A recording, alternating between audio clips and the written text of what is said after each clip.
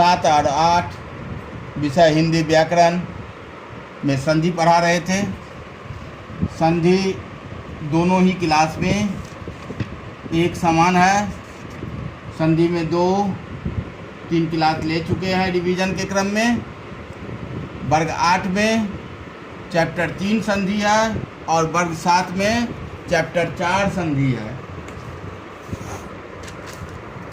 तो संधि किसे कहते हैं, संधि कितने प्रकार के होते हैं, सब पढ़ा चुके हैं। स्वर संधि के 5 भेद है, उसमें दीर्घ संधि, गुण संधि और वृत्त संधि पढ़ा चुके हैं। आज यन संधि होगा।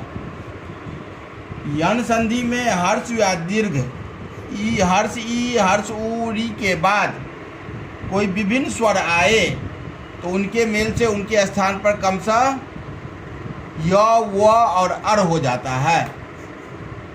यन संधि में हर्ष या दीर्घ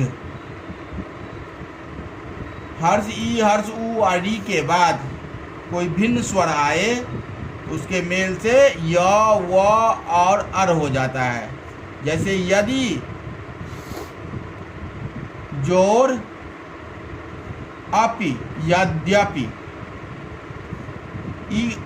यदि में हर्ष ई का ओ के साथ आया तो यो हो गया। इति जोर आदि इत्यादि, अति जोर आवश्यक अत्यावश्यक।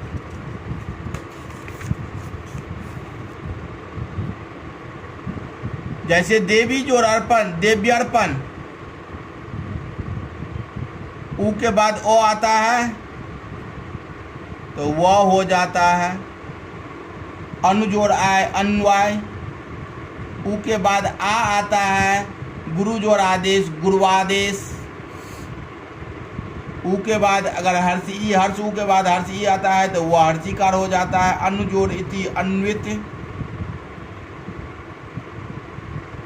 री के बाद अगर ओ आता है तो र हो जाता है। री के बाद अगर आ आता है तो रा हो जाता है। जैसे पितृजी जोड़ अनुमति पित्रानुमति, मातृजोड़ आदेश मात्रादेश, पितृजोड़ उपदेश पितृपदेश। और स्वर संधि का 5वां भेद है आयाद संधि। आयाद संधि में ए ऐ ओ और औ के आगे इनसे भिन्न स्वर हो तो उसके स्थान पर क्रमशः ए का ऐ का आय, ओ का अब, औ का आब हो जाता है। जैसे ने जोड़ अन नयन, ए जोड़ अ बराबर आई हो गया, आई जोड़ अ बराबर आई हो जाता है।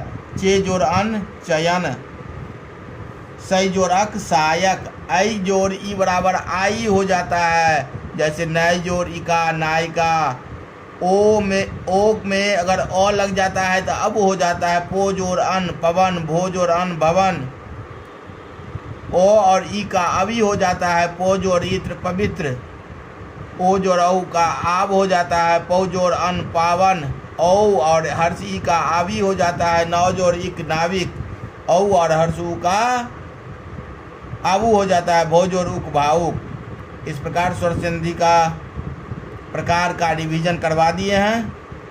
अब व्यंजन संधि का रिवीजन कल करवाएं।